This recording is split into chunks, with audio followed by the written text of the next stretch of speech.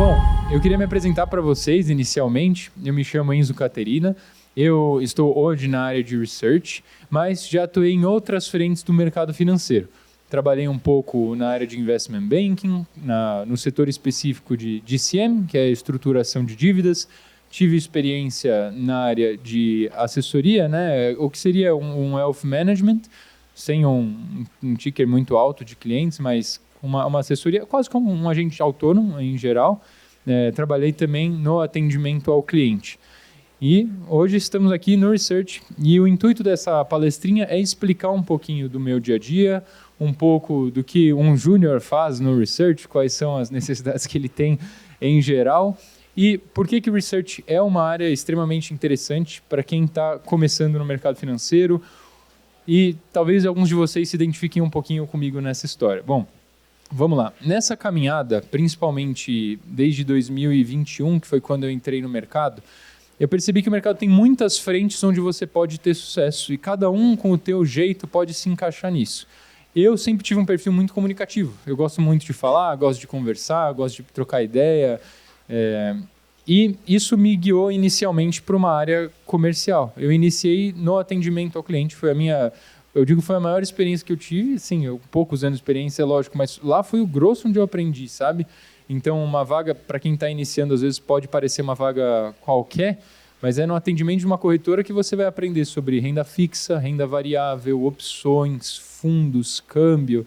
Então, você pega esse panorama geral. Foi o que aconteceu comigo. Passando um tempo, eu percebi que para mim faltava algo. Puxa, eu estou orientando os clientes, mas queria ter uma participação um pouco mais ativa nessas carteiras, né? Tá, beleza. Foi a oportunidade que eu fui para a assessoria de investimentos. Assessoria, passei um tempo, tinha os meus clientes, saía, gostava de conversar, levar para restaurante, marcar reunião, chamava para corretora. Mas chegou um tempo para mim também que eu falei, puxa vida, eu estou vendendo uma debenture para o cara. Essa debenture é AAA, que seja, mas eu não sei dizer o porquê ela é AAA. O que faz esse ativo um bom ativo ou um mau ativo? E foi isso que deu o primeiro start na minha carreira. Foi bom, eu quero buscar algo que me exija um pouco mais de técnica. Além da técnica comercial, eu queria algo que fosse um pouco mais aprofundado no dia a dia dos ativos, nas análises. E o Equity Research e o DCM trouxeram um pouco disso. Hoje eu vim aqui para falar do Equity Research. No Equity Research, qual que vai ser o nosso principal trabalho? A real é que existem duas frentes principais nesse mercado.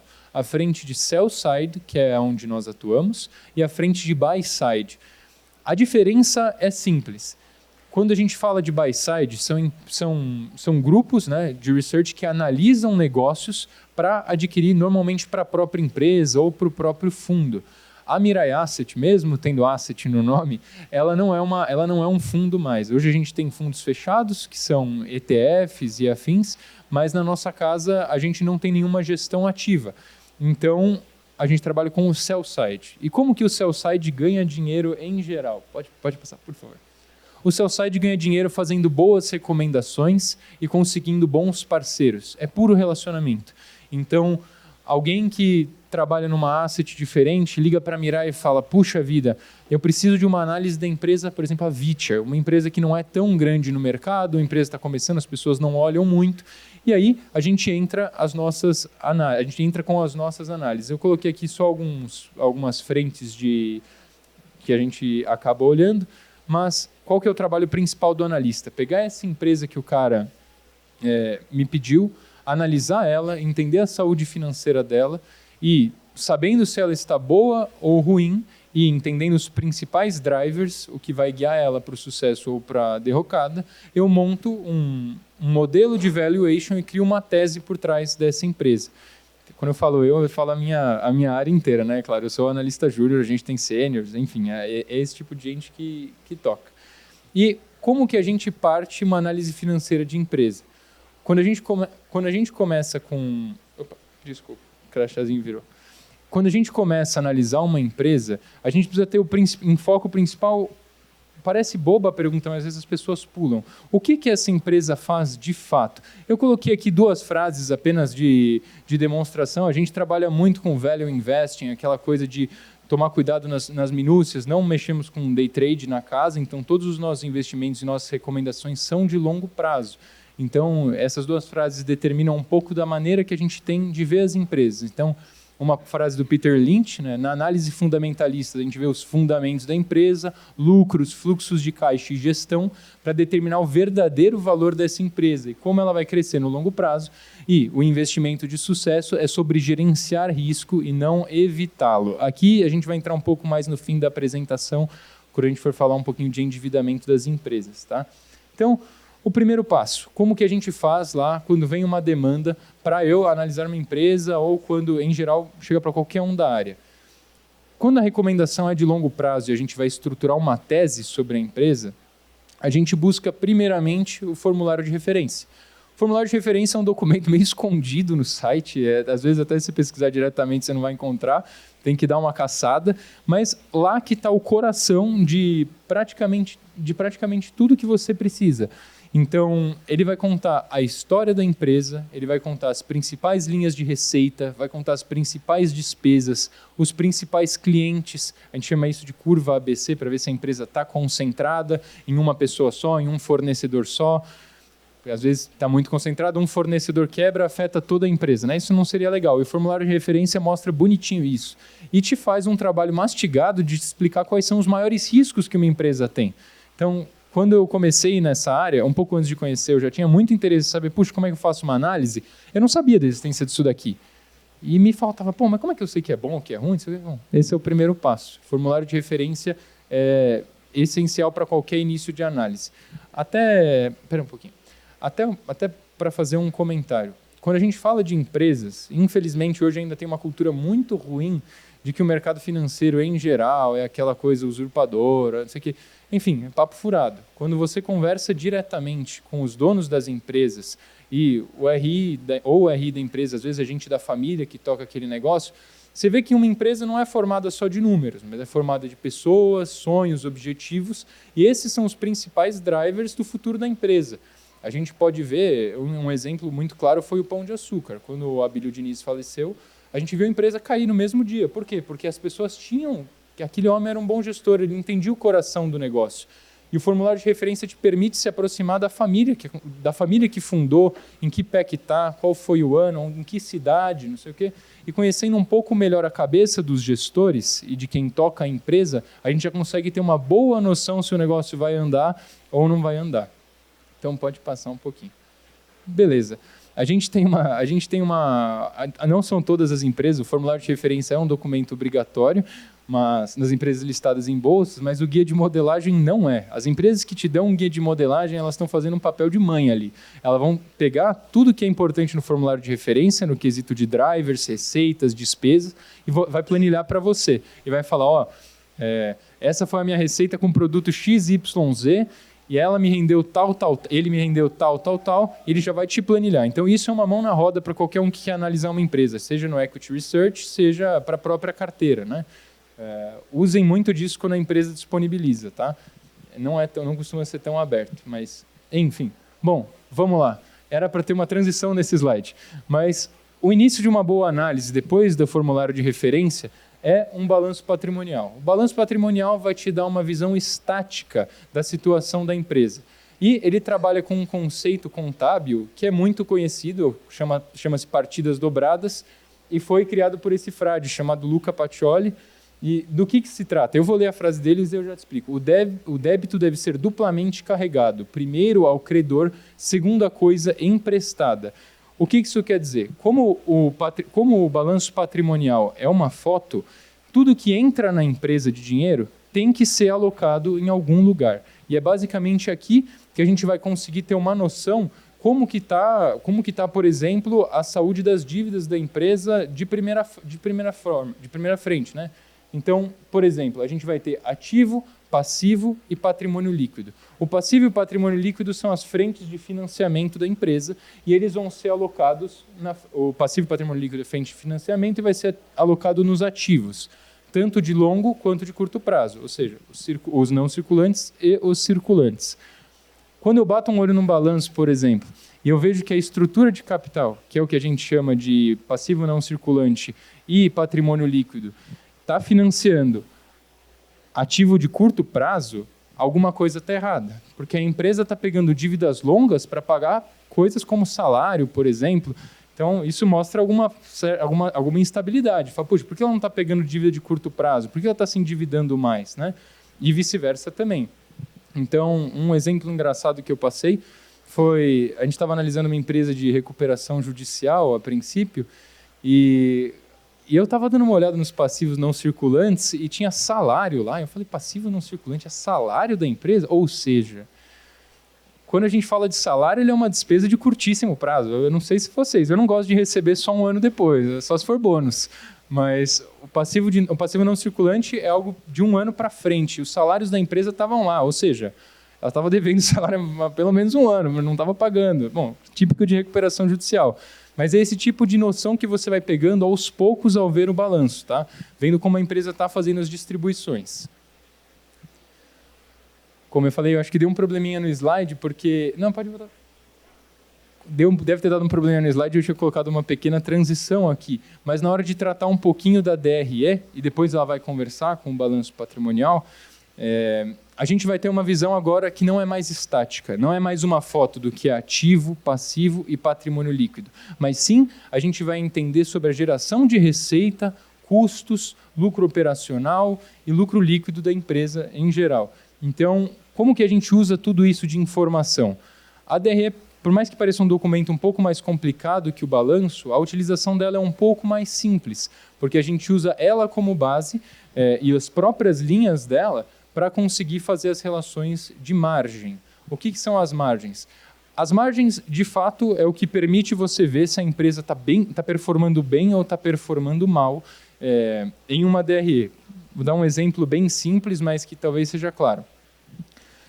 No caso de uma margem bruta, o que pode afetar uma margem bruta? O que é a margem bruta? Das minhas receitas gerais, certo?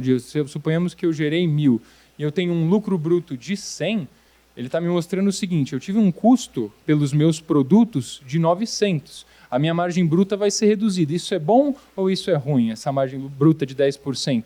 Eu não sei, eu preciso olhar com os períodos anteriores. Então, essa relação de 1.000 para 100, dando 10, por exemplo, caso eu olhe num semestre seguinte e tenha números menores, contanto que o percentual tenha aumentado, significa que eu estou operando bem a minha empresa, porque as margens estão maiores. A gente tem 3 margens principais que a gente costuma olhar, 4, né? Eu pus aqui a margem bruta, a margem líquida, que é com base na última linha, na receita líquida, no lucro líquido. O que ela quer me dizer? De tudo que eu gero, quanto é convertido em lucro? Na prática, quanto que vai para a minha empresa de fato ou distribuído por acionista? A gente vai ter a margem operacional, onde a gente vai entender mais ou menos como a empresa está lidando com os seus custos, como é que tem sido o administrativo por trás dela, e entendendo se o core business da empresa, se o negócio principal está gerando lucro e está sendo eficiente. Então, uma empresa com alta margem operacional, por exemplo, seria um bom sinal. Aqui é um exemplo de uma empresa que, por exemplo, tem uma margem operacional de 4,7, depois vai para 7,7, teve um acréscimo aí. E o nosso papel não é só entender os números, mas entender o que significa e o que causou isso, porque por trás de toda variação tem um driver causador. Eu não coloquei isso na apresentação, acho, mas foi um erro meu. A gente tem vou colocar como índices indicadores. A gente tem uma ferramenta muito bacana no mercado financeiro que poucas pessoas usam e, assim, é muito mais voltado para o investidor grande, não é tão divulgado, que são as teleconferências. Teleconferência não é bobagem. Se fosse para dar uma dica para vocês de empresas que vocês investem ou empresas que vocês querem começar a investir e não entendem muito bem como funciona, eu aconselharia, vejam as teleconferências antigas. E tem um macete aí no meio. A teleconferência, inicialmente, o cara vai ler um monte de documento, vai mostrar uns slides, tudo que você pode fazer sozinho. Mas a chave, o tesouro do negócio está no final, quando eles abrem para as perguntas. Então, ali entram os analistas dos grandes bancos, entram os analistas das grandes assets e começam a perguntar, tirar as próprias dúvidas sobre o modelo próprio deles, sobre a empresa que você está vendo. Então, o cara que vai perguntar, por exemplo, por que às vezes o cara faz uma puta propaganda da empresa, nossa, ela está indo super bem, e vai ter o analista da Mirai que vai falar, eu não gostei desse ponto, por que isso aconteceu? É o cara que vai fugir da apresentação da empresa e vai começar a tentar complementar o próprio modelo de valuation.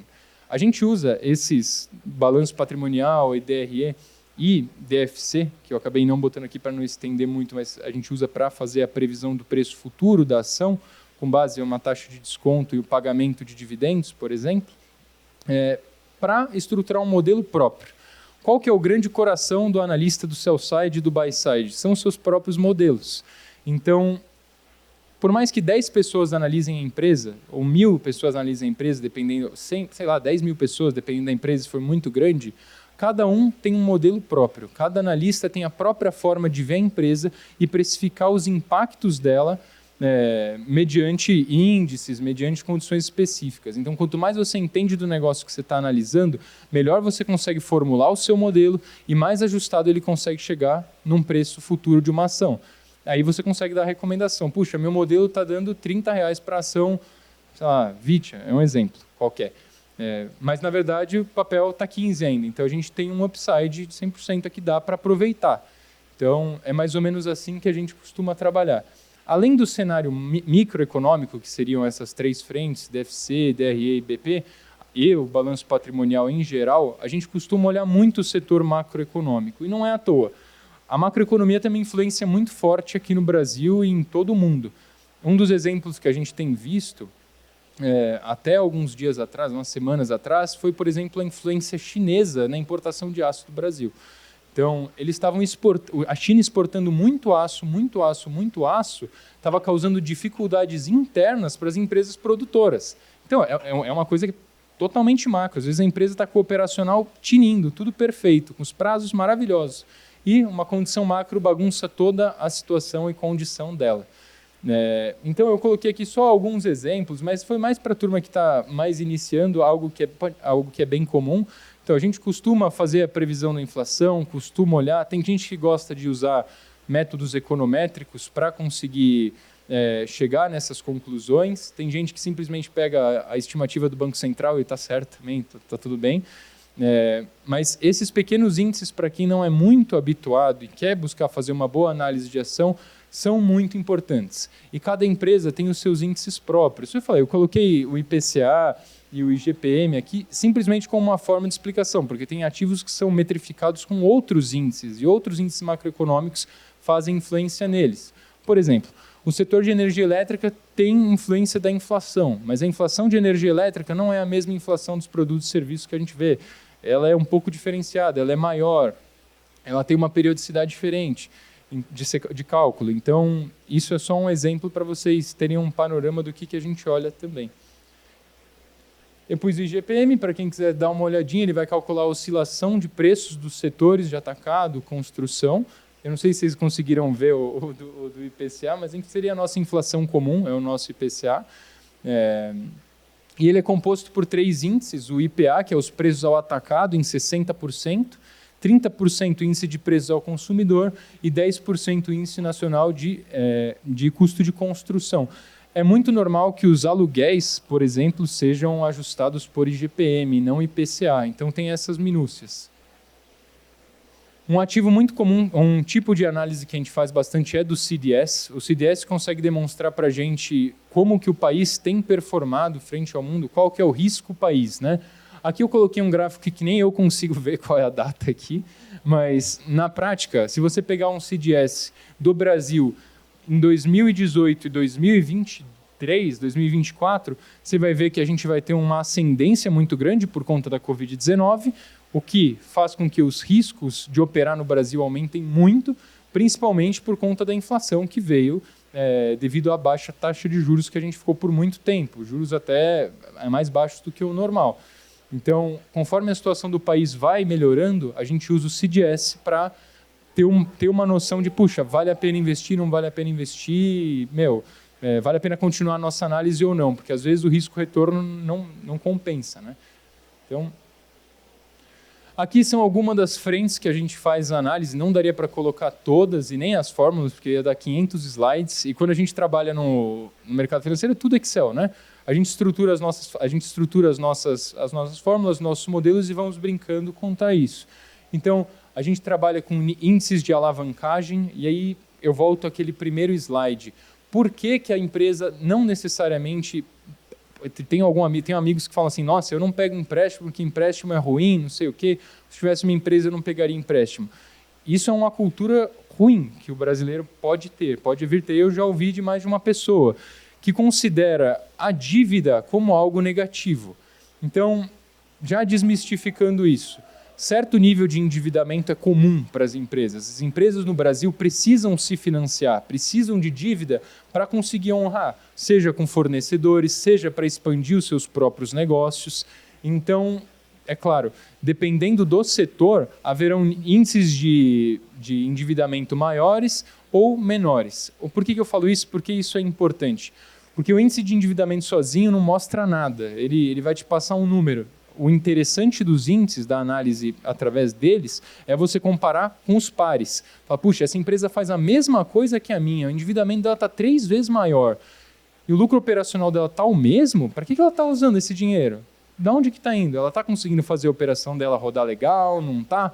Então, esses índices são completamente voltados para a comparação. Então, assim, é algo que é completamente relativo aos pares que vocês estão olhando.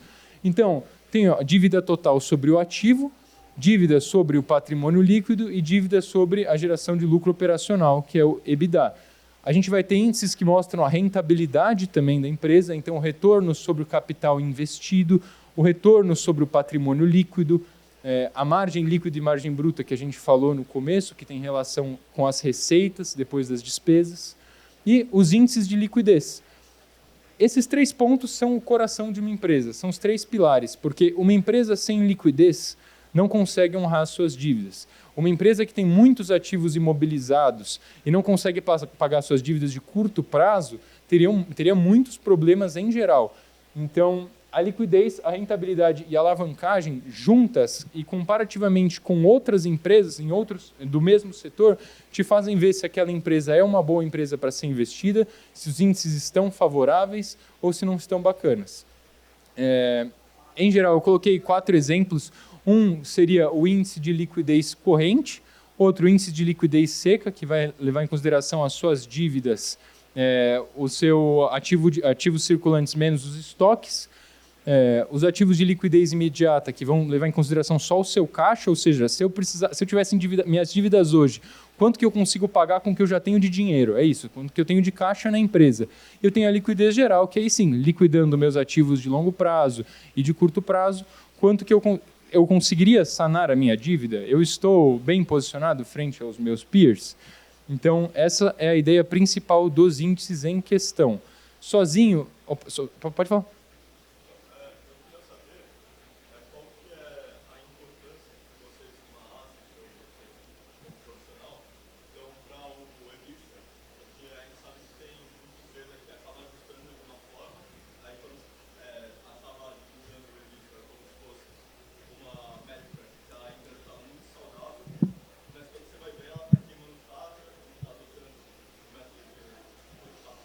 Então, essa pergunta é muito bacana, é muito legal. Eu acho que nem todo mundo sabe o que é EBITDA, EBITDA, cada um chama como quiser. Mas, em geral, ele pode ser entendido bem por cima, só para esclarecimento, quanto que a empresa está gerando de lucro frente à operação principal dela. A ideia principal é essa, traduzindo. Então, a pergunta era como que a gente vê o EBITDA. O EBITDA é muito importante, um bom analista sabe diferenciar se a empresa colocou um EBITDA ajustado ou não ajustado, qual é a recorrência desses ajustes, só explicando para vocês. Essa geração de caixa, por exemplo, de lucro operacional, pode ser influenciada dependendo de fatores específicos que acontecem numa empresa. Então, dando um exemplo, se a empresa pode, por exemplo, recuperar certos impostos por meio de uma ação tributária, isso vai afetar na última linha da empresa. O lucro líquido da empresa vai ser afetado e, por conseguinte, o EBITDA também pode ser afetado. O EBITDA ser bom comparativamente aos players é top, porque a empresa está, gerando mais caixa, gerando mais rentabilidade frente à atividade principal dela. Mas o EBITDA não leva em consideração tudo. Então, uma empresa que tem um mau uso de CAPEX, por exemplo, que seria tido como reinvestimento ou material produtivo, ela poderia quebrar, mesmo tendo um EBITDA lindo, porque o CAPEX é muito alto. Então, isso é só um exemplo, né, claro, mas o mercado financeiro olha muito o EBITDA, ele é uma ótima forma de comparação, mas nada, absolutamente nada no meio financeiro se compara com uma só linha ou um só índice e nem numa só empresa. Então, a ideia principal que eu queria passar para vocês é exatamente essa. Se vocês forem começar uma empresa, tenham uma paciência de procurar os pares, porque os pares vão ser tão importantes quanto a empresa que você está analisando. Para quem já tentou analisar uma empresa sozinha aqui, pelo menos quem tem um pouco mais de interesse, não sei, já deve ter ficado nas primeiras e falar, caraca, mas isso é bom ou isso é ruim? O que esse número me mostra? Parece que eu estou rodando atrás do meu próprio rabo. E quando você olha os pares, aí você começa a entender. Fala, puta, a empresa opera melhor aqui. A empresa está menos endividada. Ou seja, às vezes ela tem contratos melhores com os fornecedores, os prazos estão mais bacanas. Então, aí você vai procurando as minúcias e aí sim você chega na opinião, puta, vale a pena investir. Então, o EBITDA sozinho, para mim, não diria nada, mas, comparativamente, pode dizer muita coisa. Todas as perguntas, se tratarem índices pontuais, é sempre assim, sempre assim, sempre assim.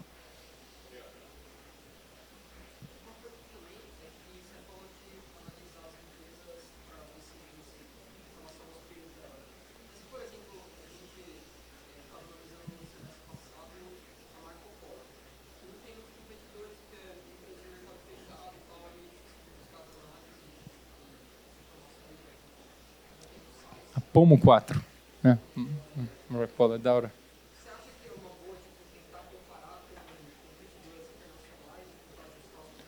A ideia principal, perdão, qual é o seu nome? Nicolas. A ideia principal na área, eu também estava analisando Marco Polo na área, inclusive, e o ponto principal é o seguinte, a empresa ela pode não ter competidores listados, e isso é um detalhe que tem que ficar atento. Às vezes os competidores da sua empresa vão ser empresas que não têm capital aberto. E como você descobre quais são essas empresas? Fala, poxa, é impossível achar. Não, o formulário de referência mostra. Por isso que o formulário de referência é o primeiro passo. Ali eu vou entender quem são os competidores principais, com quem ela está concorrendo. E se a empresa for fechada, nada me impede de bater na porta dos caras e falar, eu sou um analista da Mirai, não sei o quê, você teria como disponibilizar, haveria como, enfim, vai de relação para relação. Se isso não for possível, o ideal é que você busque uma empresa, mesmo que de tamanhos diferentes, que teria o mesmo know-how, entendeu? E a mesma via de produção, a mesma noção de custos, algo parecido, mesmo que internacionalmente. A Marco Polo, por exemplo, é uma empresa que tem exposição internacional, então eu acho que mais de 60% das receitas dela é estrangeira, acho que 60% ou 80%. Então, eu poderia analisar com os peers internacionais. Agora, a loja de sorvete talvez seja um pouco mais difícil. Vale procurar gente do mesmo lugar, tal. Empresas muito grandes com grandes, enfim, frentes de exportação ou produção fora podem ser usadas em empresas do exterior para base de comparação. E a gente faz isso, inclusive.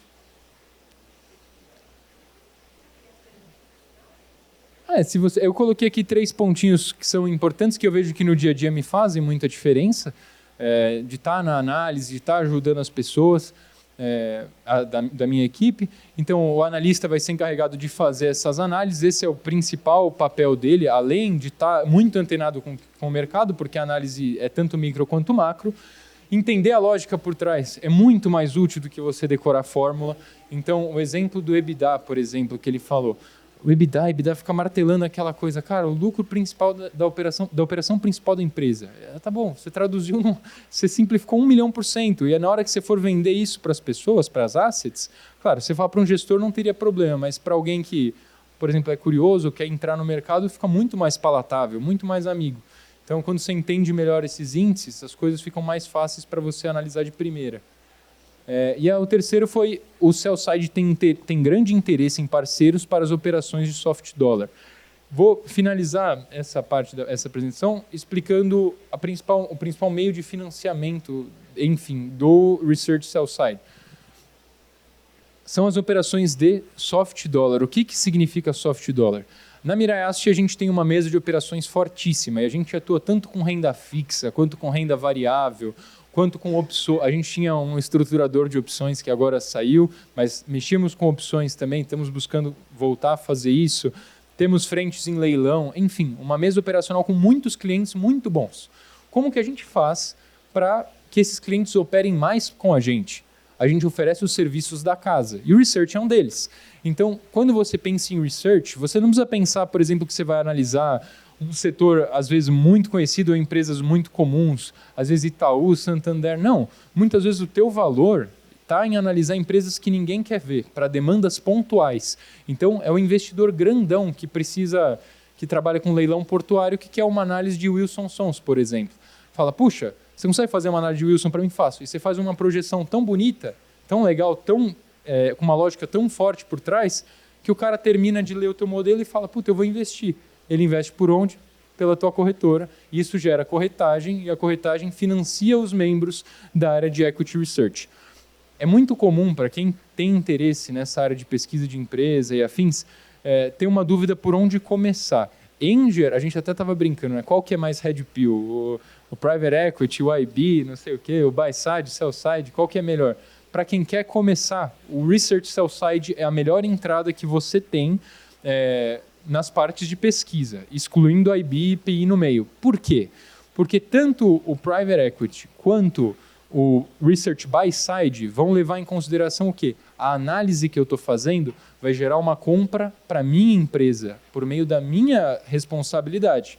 Então, para os estagiários, para a turma que quer pegar o jeito, é comum que o primeiro passo seja research sell side, porque você mexe com menos responsabilidade.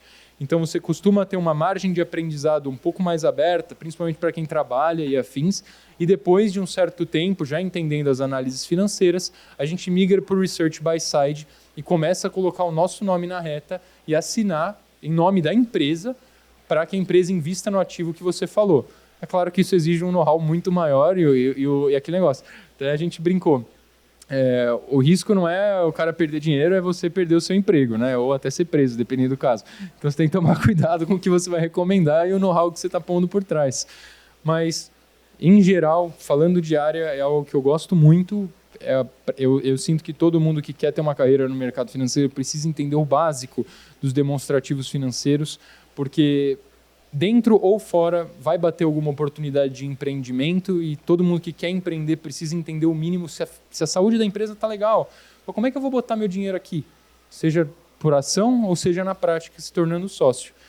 Claro, essa palestra poderia durar 5 horas, a gente podia falar especificamente de muitos outros pontos, endividamento, afim, como é que olha, mas eu acho que para um introdutório é o que eu gostaria de ter visto há 2 anos atrás, assim, foi o que eu pensei.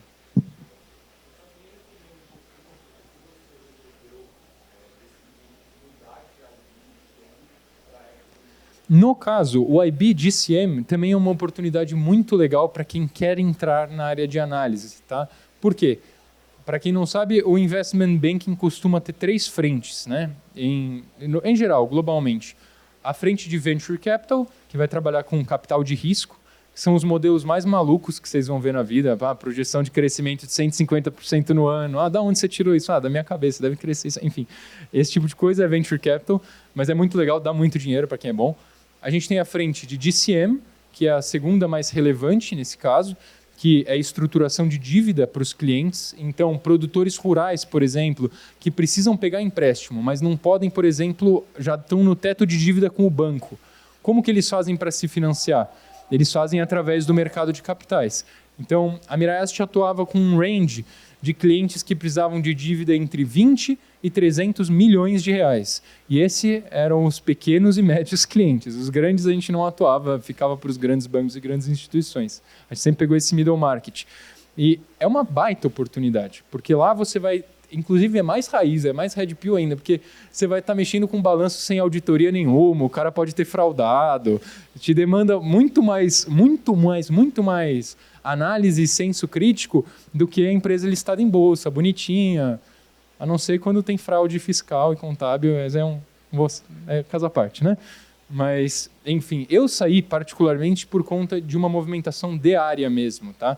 O meu gestor teve uma outra realocação, optou por sair, quem cuidava da minha área também foi para uma boutique, e eu optei por ficar na Mirai. Eu achei que a minha linha de aprendizado poderia ser um pouco maior no Equity Research, por trabalhar ainda com análise de empresa.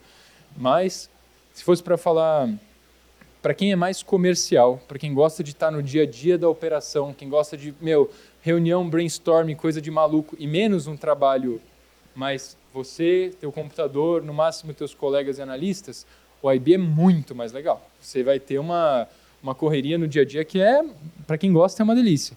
E o Research Sell-Side, para quem é mais, cara, eu quero sentar e entender isso de cabo a rabo, eu amo estudar, eu amo ler, é o teu negócio, o Research Sell-Side. Então, eu queria ter essa experiência também, mas, então por isso foi um dos motivos que me fez optar ir para lá. Eu não sei o que vocês acharam, vocês têm alguma dúvida, ficou claro? A gente que é do mercado financeiro, a gente é meio estranho, né? A gente fala uns termos diferentes, a gente é acostumado.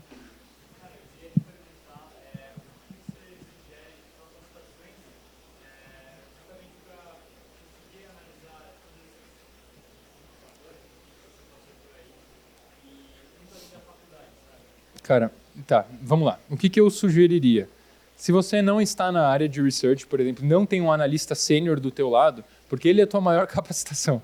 Cara, você está com alguém que já bateu a cabeça na prática, se vocês têm alguém que seja sênior no negócio, busquem a ajuda dele primeiro. Esse negócio, não pergunta. Cara, pergunte, vá atrás, porque isso, além de te mostrar um profissional interessado, vai te agregar muito valor. Aquele negócio que eu falei da recuperação judicial, eu até brinquei na hora que eu estava olhando a empresa, eu achei que, sabe quando você acha que você vai fazer uma pergunta meio idiota? Eu falei, puta, eu já estou um tempo na área, eu vou fazer essa pergunta meio imbecil. Aí eu virei e falei, por que o salário está no passivo não circulante, não sei o que? Achei que ia ser aloprado na área já. Brincadeira, entre amigos, claro.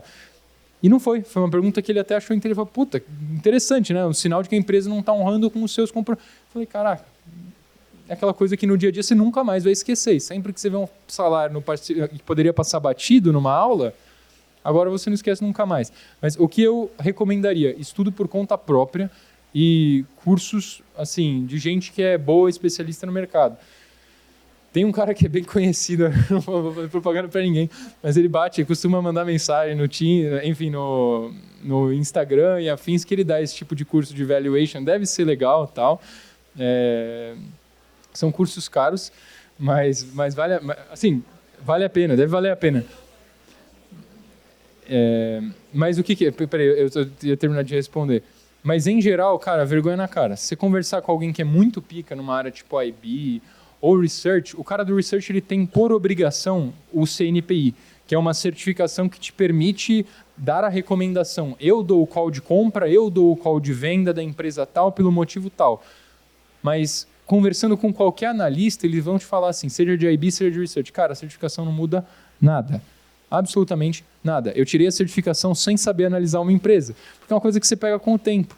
Então, cara, vai estudando por conta, vai buscando vídeo no YouTube, vai fazendo curso. Deve ser um ótimo curso esse do cara, realmente, assim. Ele já tem know-how sobre essa área e, buscar esses meios alternativos para se diferenciar. Vamos lá. Dica para conseguir o primeiro estágio. Depende do setor que você quiser. O setor de IB, Research em geral e mesa não são áreas que são de tão fácil inserção. Por quê?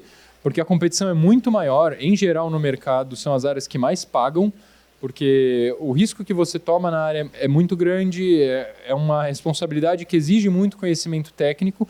Então, para conseguir o primeiro estágio, se fosse em qualquer uma dessas áreas, eu orientaria vocês a fazerem cursos por fora. Tipo, cara, vai pesquisar sobre GMAT, tá ligado? Que vão ser as perguntas de lógica, matemática e gramática que vão cair nas provas de introdução a esses setores. Estudem análise de balanço, muito mais aprofundado do que eu falei, foi só para dar uma noção principal do que a gente vê. Estudando isso, vocês vão estar preparados para uma primeira entrevista nessas áreas. Não cheguem cruz, não vai adiantar, vocês vão bater a cabeça e vão sair tristes. Porque o teu competidor fala 15 línguas, entende tudo e programa em sei lá, Python, R, SQL, tudo. A programação também é bem importante nesse setor, tá? Não é um core, assim, não é o principal, mas para gente que é novo e vai trabalhar com gente mais velha, se a gente tem o know-how de programação, a gente consegue passar por muita gente para frente, muita gente, e muito para frente. Porque os senhores eles vão fazer as análises com base no que está no site, não sei o quê. Um cara que é jovem e sabe programar no Python, ele faz um web scraping e já puxa tudo que é informação que já fala, ó, o que você ia passar 3 horas procurando, eu gerei num Excel em 15 segundos. O código que eu passei o dia ontem fazendo, você achou que eu não estava fazendo nada, mas eu estava programando, porque a impressão é essa mesmo. Mas, enfim, busquem esse tipo de conhecimento para entrar nessas áreas. É essencial, é essencial. Não precisa ser nenhum programador, mas o básico precisa saber, principalmente Python.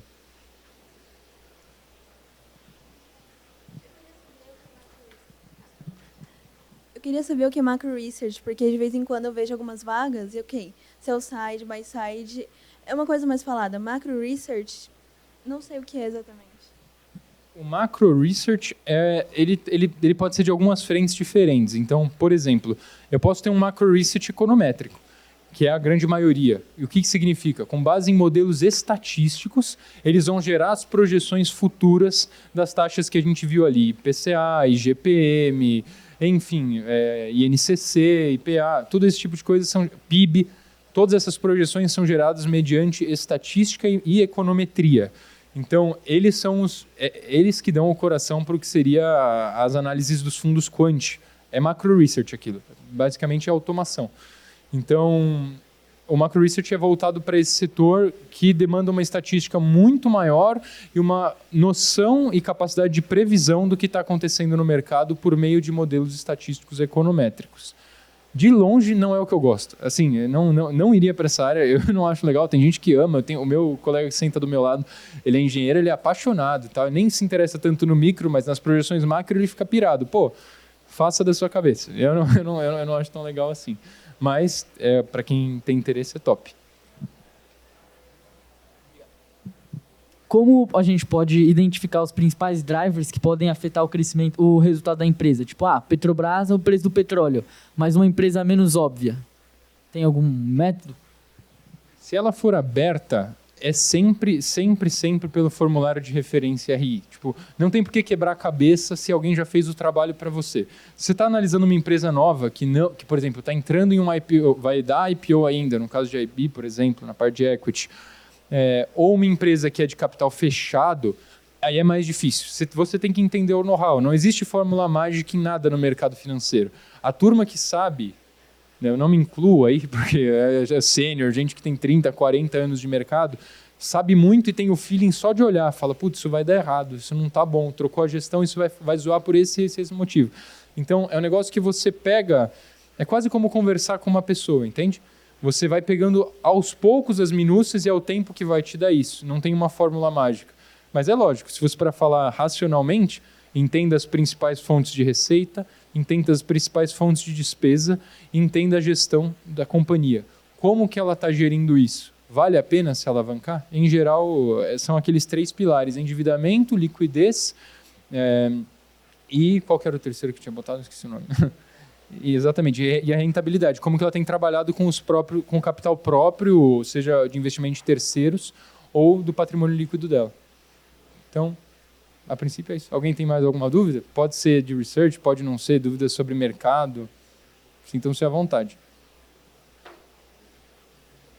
Bom, não restando nenhuma dúvida, eu queria agradecer a atenção de vocês, eu espero que eu tenha sido minimamente claro, é um assunto que é um pouco mais... demanda um pouquinho mais de tempo, como o tempo aqui é apertado, eu tentei dar uma passada por cima, às vezes falei um pouquinho rápido, mas foi um prazer apresentar isso para vocês. Se vocês tiverem dúvida ou vontade de entrar no mercado, eu conheço bastante gente que trabalha aqui, seja no research menos, mas conheço, enfim, outras áreas, a IB, caso vocês busquem alguma recomendação afim, pode me adicionar no LinkedIn, acho que está Enzo Caterina, e, chama lá, a gente troca uma ideia, bate um papo, no que eu puder ajudar, vai ser um prazer falar com vocês, pessoal. Muito obrigado.